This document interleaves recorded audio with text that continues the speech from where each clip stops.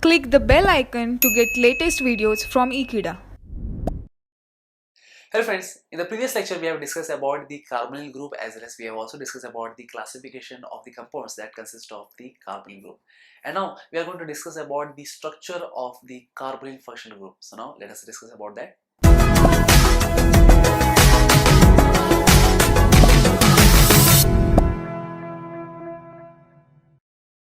So the structure of carbonyl functional group is very easy to understand, that it consists of the carbon which is attached to the oxygen with a double bond. And as we know that carbon has a 4 valency, and this is how that it forms 4 bonds, that is 1, 2, 3 and 4. But talking about more precisely, it has been found that the carbon that is basically for the carbonyl functional group is basically sp2 hybridized. So that means the carbon has 3 sp2 hybrid orbitals, and that's the reason that it forms 3 sigma bonds. That is, it forms one sigma bond with the oxygen atom, the other sigma bond it forms with either the alkyl group or either the hydrogen, depends upon whether it is an aldehyde, ketones and so on.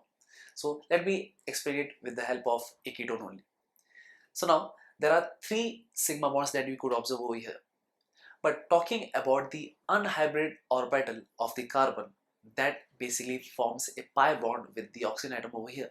So that's the reason we could find that is there would be 3 sigma bonds and there would be one weaker pi bond that is been observed over here. And talking about, since it is sp2 hybridized, obviously the bond angle, suppose the bond angle between the 2 consecutive sigma bond, it has been found to be 120 degrees.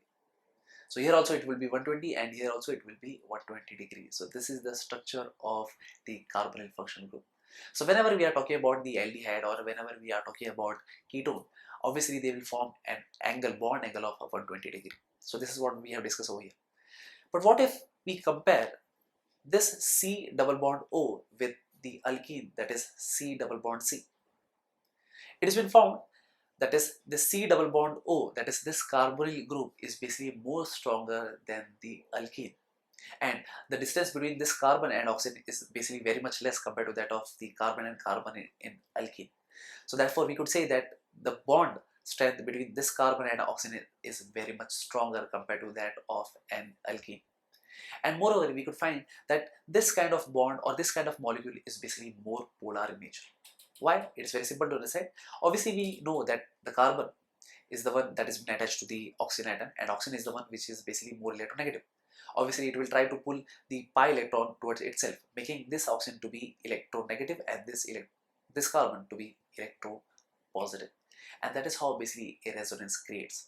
So the resonance can be given as in this format, that is, suppose if I am talking about the carbonyl group over here, and obviously I understand that the oxygen is more electronegative, obviously it will try to pull the electron toward itself, and that is how we could find that is the resonance would create in this way, and that is the structure or resonating structure that we could find in this way, making the carbon to be of positive charge.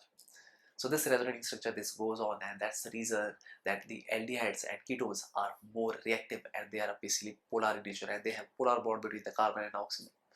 So this is what I want to discuss about, and that's it. So thank you guys for watching this video. I hope you have understood this video very clearly and you have got to know the concept behind this one. So I hope you will share this video with your friends, and yes, don't forget to subscribe to Ekeeda channel. Thank you so much.